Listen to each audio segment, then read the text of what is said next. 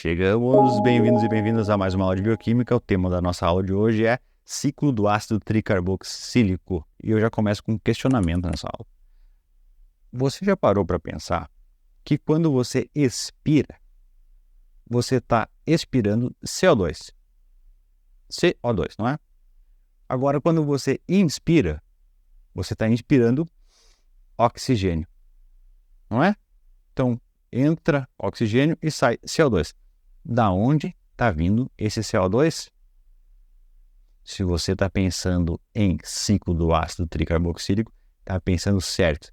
É ali no ciclo que é formado essa molécula de CO2. E nós vamos ver como acontece isso hoje, agora. Vem comigo. O ciclo do ácido tricarboxílico também pode ser chamado de ciclo do ácido cítrico, ou então, de modo mais popular, também pode ser chamado de ciclo de Krebs.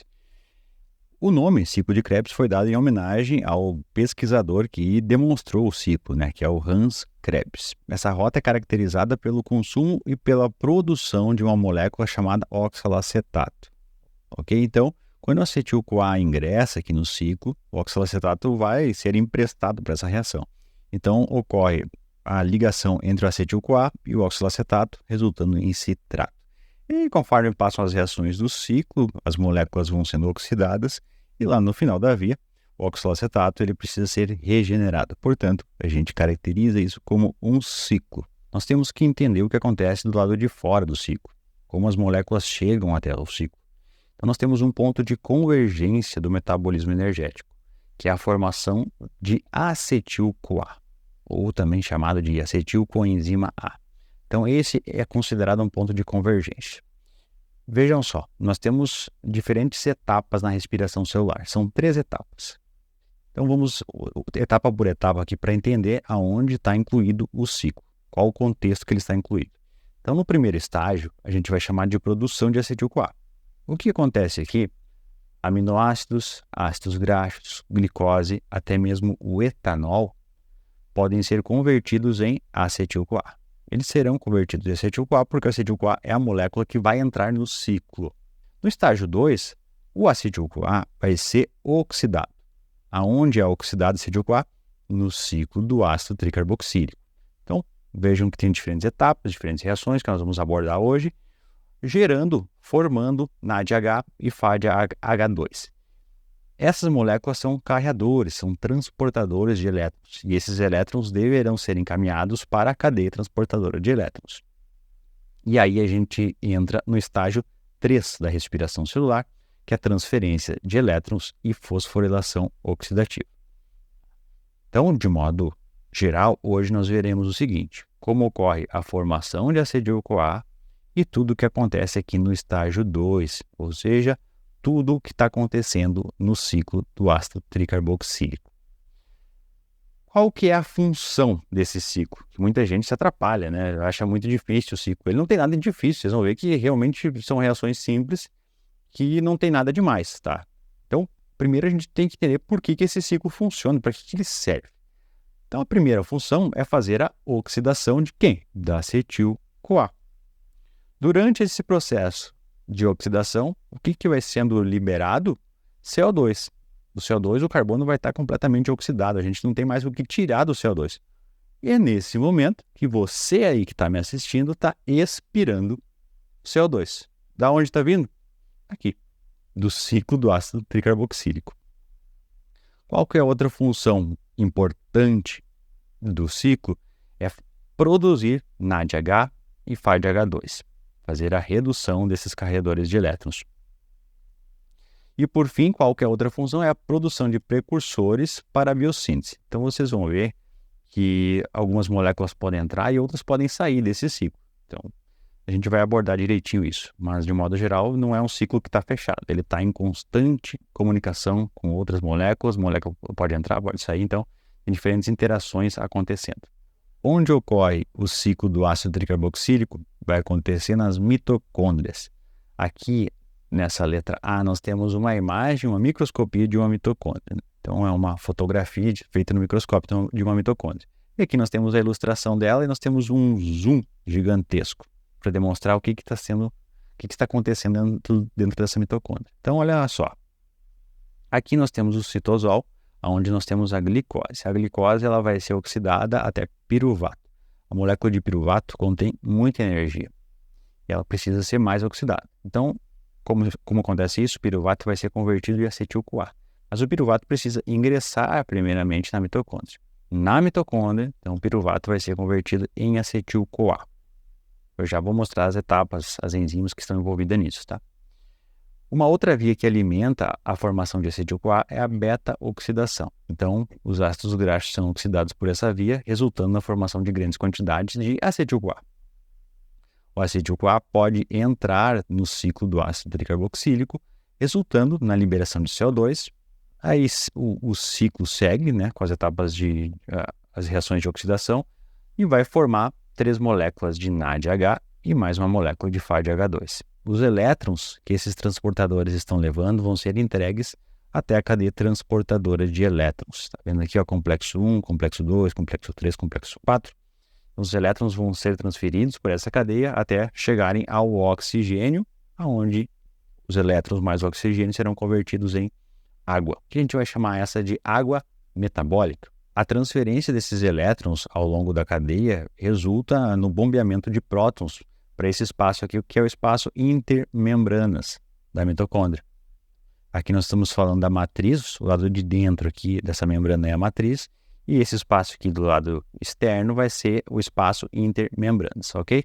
Então aqui vai ocorrer um acúmulo muito grande de prótons, de H+.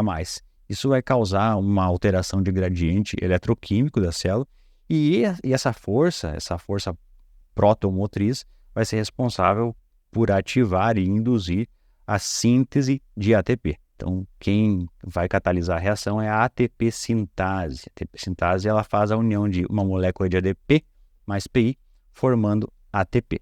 Então, pessoal, brevemente aqui eu mostrei para vocês as 3 etapas da respiração celular, né? Desde a oxidação da molécula de glicose até a formação de ATP. Para o piruvato ser convertido em acetil-CoA e ser completamente oxidado no ciclo, esse piruvato precisa sair do citosol e entrar na mitocôndria, né? Como eu falei anteriormente. Só que vejam bem, a membrana externa da mitocôndria é uma membrana mais porosa. Muita coisa consegue entrar nessa membrana aqui e fica no espaço intermembranas, né? A molécula que entra fica nesse espaço aqui. A membrana interna da mitocôndria, ela é muito seletiva. Ela é bem oclusa, não é qualquer coisa que pode sair ou entrar, ok? Então, realmente, essa membrana aqui é bem fechada. Como o piruvato consegue, então, entrar na mitocôndria? Então, como ele está no citosol e simplesmente ele consegue migrar para a matriz da mitocôndria? Bom, olha só essa ilustração. Eu vou dar um zoom aqui para ficar maior, está muito pequeno. Pronto. Então, aqui nós temos uma mitocôndria de novo, e aí nós temos o espaço intermembranar. No caso aqui do espaço intermembrana, nós vamos ter uma proteína que é uma porina, que vai facilitar o transporte de piruvato, mas isso é na membrana externa, ok? Na membrana interna da mitocôndria, nós vamos ter uma outra proteína que é a piruvato translocase. Ela está aqui no formatinho de sol. Ó. Então, é essa proteína que vai ser responsável por incorporar esse piruvato para dentro da mitocôndria. E olha só, o transporte acontece juntamente com um próton que vai ser translocado em conjunto. Tá? Então, não é simplesmente o piruvato atravessar a membrana, tem todo um sistema de transporte para o piruvato. Uma coisa que eu tenho que destacar aqui, que não pode haver confusão aqui, é o seguinte, tá? Uma vez que o piruvato ele está na matriz mitocondrial, o que vai acontecer? Então, ele vai ser convertido em acetil-CoA, ok?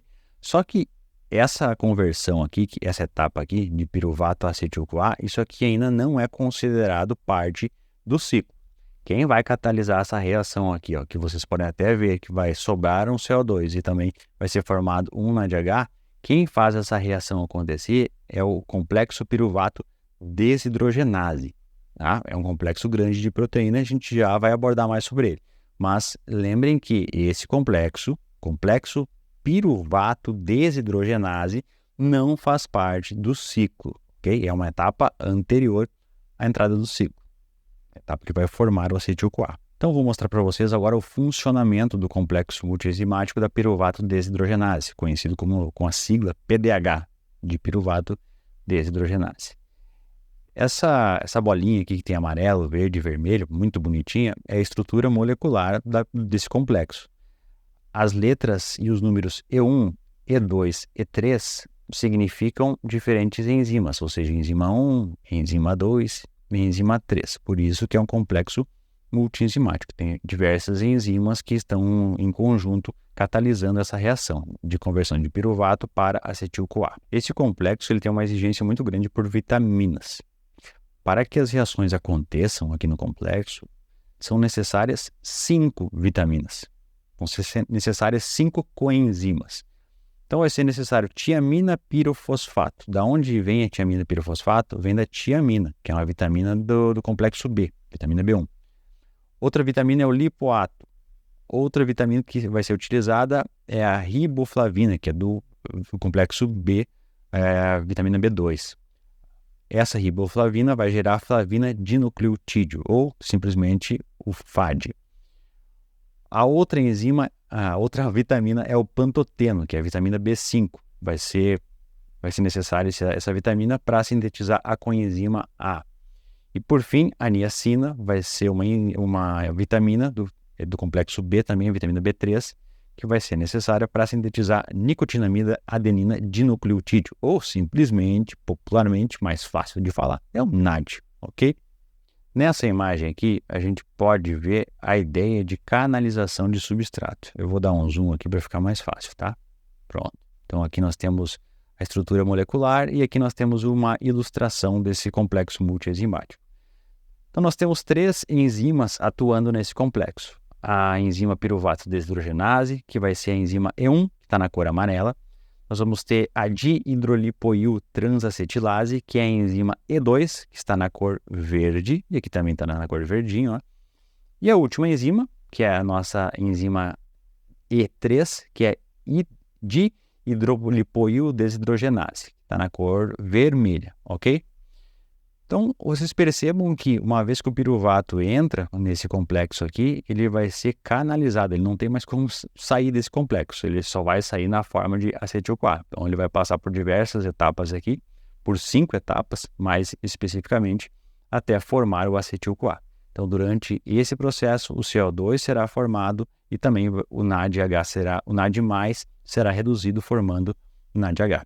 E, obviamente, resultará na formação de uma molécula de acetil-CoA. Aqui logo abaixo, nessa ilustração, nós vamos poder ver as reações acontecendo. Deixa eu colocar aqui um zoom para facilitar. Pronto. Então, olha só, nós temos o piruvato. Esse piruvato vai entrar no complexo, ele já vai sofrer uma descarboxilação por E1, pela enzima 1. Na saída, a saída desse CO2 permite a entrada da coenzima A na reação. Então, nós temos a enzima 2 entrando em ação. E aí, na etapa 3, vai acontecer um processo aqui de redução do NAD. Então, nós temos uma etapa de oxidação e redução, para então formar essa molécula de acetil-CoA. Então, de novo, pessoal, aonde está acontecendo essa reação por esse complexo aqui? Na matriz mitocondrial. Isso aqui participa do ciclo? Não, ainda não. Só que essa etapa aqui foi muito importante para formar o acetil-CoA, que aí sim vai entrar no ciclo. Então, agora sim chegamos nele, no ciclo do ácido tricarboxílico. Vamos dar uma olhadinha nas reações que acontecem nesse ciclo. Mas, pessoal, sem muita noia aqui, tá? Não precisa decorar as reações. Vocês só precisam entender a lógica do funcionamento do ciclo. É basicamente isso. Há zero estresse com isso aqui, tá? Vocês vão perceber que realmente ele não é um ciclo difícil.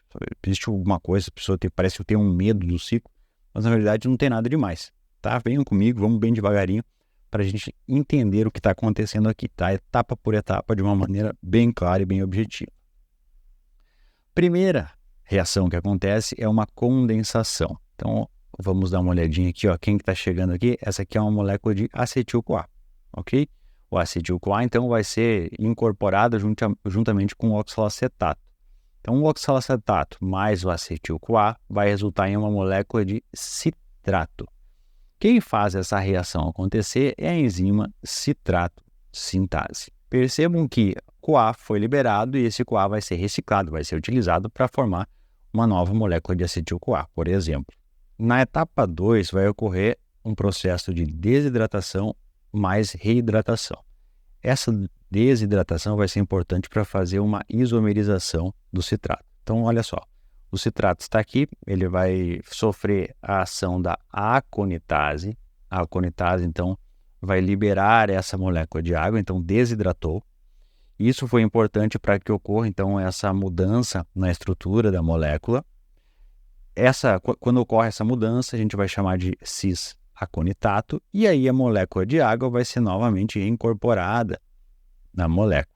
Então, quem está fazendo isso aqui de novo é a aconitase. Ela tem essa dupla ação. Ela desidrata e reidrata, resultando na formação de isocitrato. Na etapa 3, vai ser uma descarboxilação oxidativa. O que isso significa? Vamos lá. Então, esse isocitrato ele vai ser convertido em alfa-cetoglutarato. Durante o processo catalisado pela enzima isocitrato desidrogenase, vai haver a liberação de CO2, portanto, uma descarboxilação, e também vai ser formado uma molécula de NAD. Então, os elétrons que estavam no isocitrato, alguns elétrons, obviamente, no caso 2, vão ser transferidos para o NAD+, formando uma molécula de quê? De NADH. Então, já temos a primeira transferência de elétrons, ok? Então, na etapa 4, a partir de alfa-cetoglutarato, esse alfa-cetoglutarato será convertido em succinil-CoA. Tá?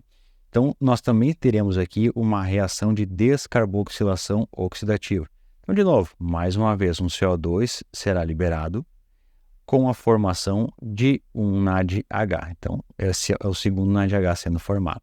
Se vocês perceberem nessa etapa 4 aqui também diz o complexo alfa-cetoglutarato desidrogenase, porque é um complexo muito semelhante com aquele piruvato desidrogenase que eu mostrei para vocês. Utiliza as mesmas vitaminas e funciona de uma maneira muito parecida, ok? Então, também vai ser um complexo onde um substrato será canalizado. Na etapa 5, vai haver a conversão de succinil-CoA para succinato. E aqui nós temos o que a gente chama de fosforilação ao nível de substrato. O que significa isso? Vai ter a formação de uma molécula de GTP ou de ATP. Quem catalisa essa reação vai ser a succinil-CoA sintetase. Então, durante essa conversão do succinil-CoA para succinato, é formado ADP ou GTP. Bom, por que está dizendo GTP ou ATP? Porque, pessoal, os estudos, na maioria das vezes, são feitos em animais, em camundongos, em ratos. E aí, no ciclo lá dos animais, no ciclo do ácido tricarboxílico dos animais, forma principalmente GTP. Só que para humanos vai formar ATP, tá? Só que não tem muito mistério aqui. Se for formado, no caso, GTP, o GTP também vai ser convertido em ATP porque tem uma enzima que faz isso, ok? E, energeticamente falando, eles equivalem à mesma coisa. Então, estamos em casa aqui, tá? Uma outra molécula que foi liberada aqui na reação é o CoA, da coenzima A. Vejam que o complexo alfa-cetoglutarato desidrogenase incorporou a molécula de acetil-CoA para formar o succinil-CoA, ok? Tanto que o nome, o próprio nome se diz succinil-CoA. Nessa etapa aqui, com a reação catalisada pela succinil-CoA sintetase, essa coenzima A, ela é liberada. Na etapa 6, que é uma etapa bem interessante, nós temos a conversão de succinato para fumarato. Quem faz essa reação acontecer, quem catalisa ela, é a succinato desidrogenase, ou seja, é uma reação de desidrogenação. Durante esse processo, os elétrons que estavam presentes no succinato são transferidos para o FAD-H2. Vejam que não é para o NAD, tá? O elétron aqui foi transferido para o FAD-H2. Eu já vou explicar por que isso aqui é tão interessante, tá? Mas aqui que nós temos aqui uma desidrogenação. Então agora vamos olhar especificamente para essa enzima, para a succinato desidrogenase. Que eu tenho uma outra ilustração do ciclo que está mostrando o seguinte, tá? A glicose sendo oxidada até acetil-CoA, passou por todas as etapas do ciclo até chegar na succinato desidrogenase, que é essa enzima aqui que está sendo demonstrada pela sigla SDH. Olha o que ela está me mostrando. Ela está dizendo o seguinte, essa enzima ela está acoplada, ela está vinculada na membrana da mitocôndria, na membrana interna da mitocôndria. Enquanto que todas as outras enzimas, as outras proteínas que participam do ciclo, elas estão solúveis na matriz mitocondrial. Super interessante, né? Então, seguimos aqui no ciclo. Então, a succinato desidrogenase, ela catalisou essa reação de conversão de succinato para fumarato, resultando na formação de FAD-H2. O próximo passo aqui da via é a etapa 7, é um processo de hidratação. Então, nós temos aqui a entrada de uma molécula, resultando na formação de fumarato. Conversão de fumarato para amalato. Quem é a enzima responsável por catalisar a reação é a fumarase. Na etapa seguinte, na etapa 8, vai ser a conversão de malato para oxalacetato. Quem catalisa a reação é a malato desidrogenase. Então, se é uma desidrogenase, está acontecendo uma desidrogenação. Os elétrons do malato são transferidos para mais uma molécula de NADH. Ou seja, agora terminamos a redução desses carreadores, gerando 3 NADH e 1 FADH2. Ok? Então, essas foram as 8 etapas do ciclo.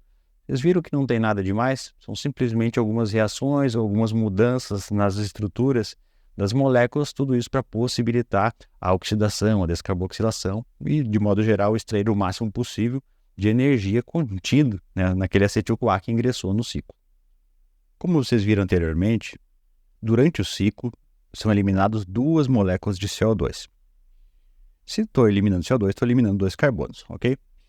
Então durante vários anos, a hipótese era que o acetil-CoA, como ele possui 2 carbonos, ele seria descarboxilado e esses carbonos seriam eliminados já na primeira rodada do ciclo. Para entender isso, então foram feitos, né, diversos estudos, e um com radiomarcação para o carbono 14 do acetil-CoA. Então, vocês veem aqui o carbono está vermelho, os 2 carbonos, né? Então, o acetil-CoA entrando no ciclo, ele vai ser incorporado como citrato. E olha só os carbonos que saem, ó, estão na cor azulzinha e na cor vermelha. Ou seja, o que significa isso? Os carbonos que entram no ciclo a partir de acetil-CoA não são os carbonos que são eliminados na forma de CO2 na mesma rodada do ciclo. Vão ser necessárias mais rodadas do ciclo do citrato para que esses carbonos sejam eliminados como CO2. Bem interessante, né? Quer ver uma curiosidade bioquímica interessante também? A aconitase, que é a enzima que está na etapa 2 do ciclo, é uma enzima que derruba o dogma central. O que diz o dogma central? Bom, nós temos lá um gene, esse gene contém uma informação que vai transcrever o RNA e a partir do RNA vai ser traduzida uma proteína e essa proteína terá uma função. Ok?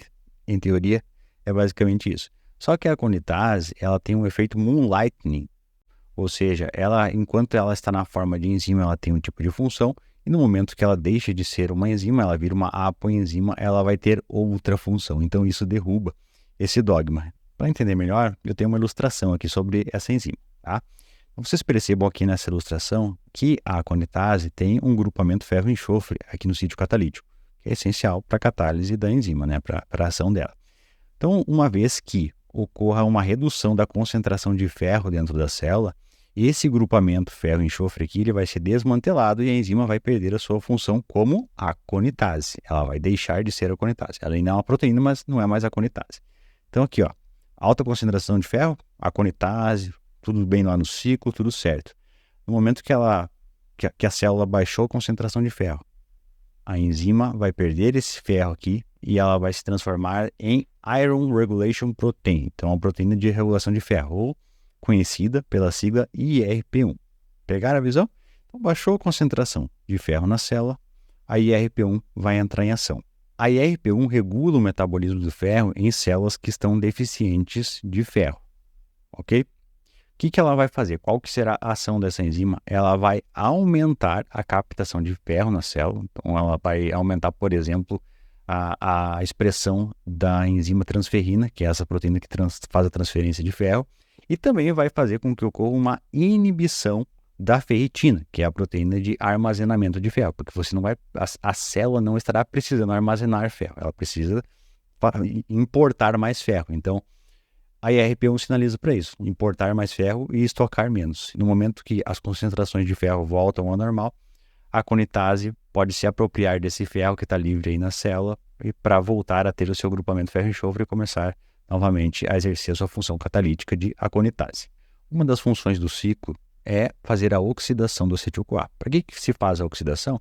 Para extrair a energia que está armazenada nessa molécula de acetil-CoA. Então a gente oxida para extrair e faz uma transferência dessa energia para outras moléculas.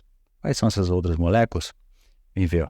Então acetil-CoA vai acabar resultando na formação de NADH. Quantos NADH são formados pelo ciclo? 3. Uma volta do ciclo geram 3 NADH, ou seja, tem uma energia potencial aqui gigantesca, esses NADHs. Outro carreador de elétron, que é reduzido aqui no ciclo, é o FADH2. Nós temos também a moeda energética ADP, que já está pronta para uso, né? O GTP também vai estar pronto para uso, mas depende do organismo, né?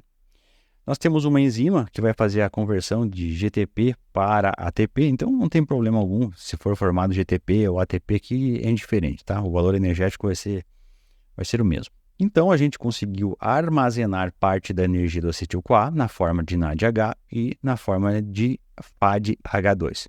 Só que o processo deles ainda não acabou. Eles precisam ser completamente oxidados na cadeia transportadora de elétrons para que a energia contida, né, o potencial energético contido nesses elétrons, sejam utilizados para formar ATP. Então, o ciclo ele vai depender da cadeia transportadora de elétrons para fazer a reoxidação dessas coenzimas. Certo? Então, nesse momento aqui, nessa fase, a energia está armazenada na forma de NADH e de FADH2.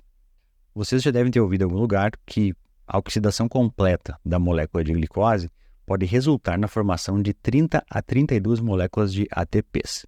Como pode uma molécula formar tanto ATP assim? Eu vou mostrar para vocês, quer ver? Então, aqui nós temos a glicose, e a glicose vai ser oxidada pela via glicolítica, certo? Qual que é um dos produtos finais da via glicolítica? É o piruvato, né? No caso, uma molécula de glicose vai formar 2 piruvatos. Então, olha só o que acontece até esse ponto. Teve a fase de investimento da glicólise, que foi investido 2 ATPs, e na fase lá de pagamento, foi formado 2 moléculas de NADH, 2 moléculas de ATP, mais 2 moléculas de ATP. Ok? Então, a quantificação do número de ATP formado no final do processo é essa aqui, ó. O NADH vai poder resultar de 3 ou 5, aí vai depender das lançadeiras. O ATP já está na forma de ATP, então não vai mais formar ATP nenhum, e mais um ATP aqui.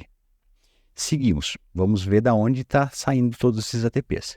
Então, a oxidação de 2 moléculas de piruvato até 2 moléculas de acetil-CoA já vai resultar na formação de mais 2 NADHs. Qual que é o potencial gerador de 2 NADHs? 5 moléculas de ATPs. Seguimos. Agora já entramos no ciclo do ácido cítrico. O isocitrato, 2 moléculas de isocitrato, será convertido em 2 moléculas de alfa-cetoglutarato. Durante o processo, o que acontece? Formação de 2 moléculas de NADH, que vai resultar em quanto? Mais 5 ATPs. Claro que o NADH ele só vai resultar na formação de ATP quando ele for completamente oxidado lá, os elétrons forem completamente oxidados na cadeia transportadora de elétrons e na fosforilação oxidativa, certo? Então, tem bastante etapas ainda para o NADH resultar na formação de ATP, tá? Mas, de modo geral, um NADH vai resultar na formação de 2,5 ATPs. Mas seguimos aqui, já tô saindo do assunto, né? Vamos voltar aqui para o nosso assunto. O alfa-cetoglutarato, ele pode gerar, então ele vai gerar succinil-CoA. Então, no caso, 2 moléculas resultou em mais, na formação de mais 2 NADHs. Então, pronto, mais 5 ATPs para conta. Na etapa do succinil-CoA para succinato, vai resultar na formação de ATP ou de GTP. Então, mais 2 para conta. Na etapa de succinato para fumarato, vai formar o FADH2. Então, 2 moléculas de FADH2, que vai resultar em 3 ATPs. Na última etapa do ciclo, nós temos, nós temos 2 moléculas de malato que são convertidas em oxalacetato, resultando na formação de mais 2 moléculas de NAD, que vão resultar em mais 5 ATPs. Desse modo, quantificando todos os pontos capazes de formar ATP, né, a gente vai ter o resultado total de 30 a 32 moléculas de ATPs a partir de apenas uma molécula de glicose. O ciclo do ácido cítrico ele é anfibólico. O que significa anfibólico? Significa que o ciclo ele pode estar envolvido em processos de síntese ou de degradação, ou, falando mais numa nomenclatura do metabolismo, no catabolismo ou no anabolismo. Como funciona isso? Vocês acompanhem as setas azuis aqui. Isso significa que os intermediários do ciclo, as moléculas que participam do ciclo, elas são drenadas para serem utilizadas como moléculas precursoras para outras vias de biossíntese. Vamos pegar alguns exemplos aqui. O citrato, ele vai ser utilizado, vai ser incorporado na síntese de ácidos graxos e esteróis. O alfa-acetoglutarato, ele pode ser convertido em glutamato e a partir desse aminoácido vão ser gerados outros aminoácidos e, inclusive, pode ser incorporado na síntese das purinas. Succinil-CoA, molécula essencial, né? Fundamental para a síntese do grupamento M. O oxalacetato ele poderá ser convertido, ele vai poder ser desviado para fosfenolpiruvato. Se vocês não estão lembrando do oxalacetato, esse cara aqui, essa molécula, é super importante na gliconeogênese. Então, o oxalacetato ele sai aqui do ciclo, né? Ele é drenado do ciclo para participar da gliconeogênese. E a conversão dele primariamente vai ser em fosfenolpiruvato e aí ele vai ser convertido em glicose. E olha só o fosfenolpiruvato, né, que foi gerado a partir de oxalacetato, vai poder resultar numa série de aminoácidos, como serina, glicina, cisteína e assim por diante. O oxalacetato também vai servir como precursor para a aspargina, e a aspargina vai participar da síntese das pirimidinas. Então, o que eu mostrei aqui para vocês foi os intermediários do ciclo sendo drenados, sendo removidos do ciclo para participarem em outras vias, em outras rotas de biossíntese. Só que, se esses intermediários eles foram removidos, a gente precisa repor os intermediários para que o ciclo não pare. Essa reação de repor, de preencher o que foi perdido, a gente chama de reação anaplerótica. Então, é uma reação de preenchimento dos intermediários que foram esgotados ou foram removidos, tá? Em vermelho, nós temos destacado aqui as principais reações, mas eu acredito que a mais importante seja essa conversão aqui, ó, de piruvato para oxalacetato. Quem catalisa essa reação? Piruvato carboxilase. Essa enzima que está presente lá na mitocôndria. Por que é tão importante? Porque o oxalacetato ele é investido em diferentes vias. E no caso, uma via muito importante é na gliconeogênese. Uma outra reação importante aqui é a conversão de fosfenolpiruvato para oxalacetato. Quem catalisa essa reação é a fosfenolpiruvato carboxicinase, que vai acontecer no coração e no músculo esquelético. Outra reação importante aqui é a conversão de piruvato para malato. Tá? Então, eu mostrei aqui para vocês dois exemplos de reposição, né? Repondo o oxalacetato e repondo o malato. Esse malato aqui será convertido em oxalacetato, ok? Quem converte piruvato a malato é a enzima málica e ela está distribuída em diversas células do nosso organismo. Alguns micro-organismos utilizam um tipo de ciclo diferente, que é um ciclo que ele está incompleto. Então, percebo na imagem aqui, ó, nós temos o acetil-CoA, ele vai sendo oxidado até alfa-cetoglutarato. Nesse ciclo aqui que está presente em micro-organismos, não tem a enzima alfa-cetoglutarato desidrogenase, aquele complexo enzimático. Então, o que acontece com o alfa-cetoglutarato? Ele vai ser investido na síntese de aminoácidos, nucleotídeos, grupamento M e assim por diante. E olha só que interessante, o ciclo também vai funcionar ao contrário aqui, ó, que na verdade não é um ciclo, né? São duas vias distintas, mas que pertencem, os intermediários acabam pertencendo ao ciclo do ácido cítrico. Olha só o fosfenolpiruvato ou piruvato, eles podem ingressar aqui nesse ciclo incompleto como oxalacetato. E aí vai passar pelas etapas ao contrário do ciclo, gerando succinil-CoA, que também vai ser importante para fazer a síntese dessas moléculas aqui. Tá? Então, uma curiosidade que alguns micro-organismos não possuem a enzima que a gente tem no ciclo, que é a alfa-cetoglutarato desidrogenase, que faz a conversão de alfa-cetoglutarato para succinil-CoA. Agora falando sobre a regulação das etapas que eu falei anteriormente. Eu quero começar falando sobre a regulação do complexo da piruvato desidrogenase. Então ainda não ingressamos no ciclo, tá? É uma etapa antes. Em vermelho nós temos os inibidores do complexo da piruvato desidrogenase, são inibidores alostéricos, e em verde nós temos os ativadores da via, do complexo. Então o que acontece? Se eu tenho muito ATP, muito acetil-CoA, muito NADH e muitos ácidos graxos, isso me indica que eu tenho uma alta disponibilidade de energia e de nutrientes. Se eu tenho tudo isso, eu não preciso que o ciclo funcione. na verdade o ciclo vai estar funcionando, só que é um fluxo mais reduzido, ele não vai deixar de funcionar, né? Então, ele vai estar mais reduzido porque o indicativo tem bastante nutriente, tem bastante energia, então não precisa não precisa oxidar mais esse acetil-CoA. Em contrapartida, se tem muito AMP, muito coenzima A e muito NAD+, isso aqui está me indicando o quê? Essas moléculas aqui, elas indicam para o complexo da piruvato desidrogenase que os níveis energéticos das células estão baixos. Então, precisa formar ATP, precisa formar mais acetil-CoA. Então, essas moléculas acabam estimulando de maneira alostérica o complexo da piruvato desidrogenase. E assim, o piruvato vai ser convertido a acetil-CoA e esse acetil-CoA entra no ciclo. E agora a gente entra no ciclo para ver a regulação que acontece aqui no ciclo, ok? Então, as regulações vão acontecer em etapas exergônicas, ou seja, nas etapas que são reações irreversíveis. Vou apontar para vocês aqui aonde são. Ó. Aqui nós temos uma que é irreversível. Aqui ó, a setinha está apontando para os dois lados. Então é reversível, né? Então essa aqui não é um ponto de regulação importante. Agora o outro ponto de regulação é essa aqui. Está vendo que a seta está indo só para um lado? E o outro ponto é esse aqui. Então quais são as enzimas que estão nesse ponto aqui? Citrato sintase está aqui no ponto 1. Isocitrato desidrogenase está aqui no ponto 2 e alfa-cetoglutarato desidrogenase que está no ponto 3. Tá? Então, esses são os 3 pontos de regulação. Agora nós vamos ver regulação enzima por enzima. Então, a citrato sintase ela vai sofrer uma inibição por NADH, pela alta concentração de NADH, pelo acúmulo de succinil-CoA.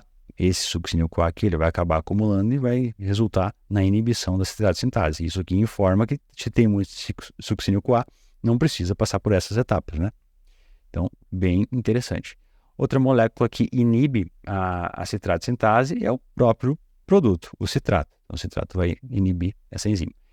E, por fim, a molécula de ATP, da mesma maneira que eu falei anteriormente, a ATP está indicando que a célula tem uma alta energia. Então, não precisa formar mais ATP. Então, o ATP acaba inibindo também a citrato sintase. A outra enzima que sofre inibição, então, é a isocitrato desidrogenase. Mais uma vez, quem está inibindo, de modo alostérico a enzima, o ATP. Os ativadores alostéricos da enzima são o cálcio e o ADP. O cálcio principalmente nos músculos esqueléticos e o ADP em todas as células. O ADP está nos indicando que a concentração de energia dentro da célula está baixa. Por fim, a última enzima que vai sofrer regulação aqui no ciclo é a alfa-cetoglutarato desidrogenase. Quem inibe a alfa-cetoglutarato desidrogenase é o succinil-CoA, ou seja, o produto da própria enzima. O NADH também vai fazer a inibição dessa enzima, indicando que tem bastante, já possui bastante carreadores de elétrons reduzidos, então não precisa fazer mais. E o ativador alostérico da enzima vai ser cálcio. Uma enzima que precisamos dar uma atenção mais que especial é a piruvato carboxilase. Tá? Essa regulação aqui ela é super importante. Então, o acetil-CoA ele é um ativador alostérico da piruvato carboxilase. Por que isso aqui é tão importante? Eu já falei anteriormente, estou falando de novo, né? Por que é tão importante? Porque o oxalacetato ele acaba sendo muito requisitado. Normalmente ele está sendo desviado para alguma coisa. E isso, se não tivesse uma reposição, o ciclo do ácido cítrico iria parar. E aí ia parar todas essas reações aqui e ia dar um problema sério de energia nas nossas células. Tá? Então não dá para parar. Então quem garante que o ciclo não pare, uma das enzimas responsáveis por isso é a piruvato carboxilase. Porque ela pega o piruvato e converte o piruvato em oxalacetato, ou seja, repõe, faz a reposição, o preenchimento aqui do ciclo. E o mais interessante é que esse piruvato aqui, ele pode ser oriundo da oxidação de ácidos graxos, da oxidação da glicose, da oxidação de aminoácidos. Então, vários nutrientes podem gerar o piruvato. Então, tendo o piruvato e tendo o acúmulo de acetil-CoA, isso vai servir para que ocorra uma ativação da piruvato carboxilase e ela converta o piruvato em oxalacetato. E aí o ciclo não para, ele vai continuar funcionando. Sempre visando a melhor didática, os livros de bioquímica e também os professores acabam ensinando sobre as enzimas do ciclo de uma maneira isolada, demonstrando o que cada enzima faz, quais são os seus substratos, seus produtos, quais são os seus inibidores, seus ativadores, né? Então a gente faz assim, ó. demonstra que a enzima 1 faz isso, tem tal substrato, tal produto. A enzima 2 faz isso, a enzima 3 faz isso, não é? É assim que a gente aprende. Mas, na verdade, dentro da célula, o que acontece são reações em alta velocidade. Normalmente, se você quer catalisar uma reação em alta velocidade, o mais interessante é que as enzimas estejam mais próximas, né? Tem uma proximidade física maior. Porque uma vez que tem ali uma enzima que gerou um produto, esse produto vai ser o substrato de uma próxima enzima, né? E assim por diante. Então, quanto mais próximas essas enzimas estiverem, a reação vai ser catalisada de uma maneira mais rápida.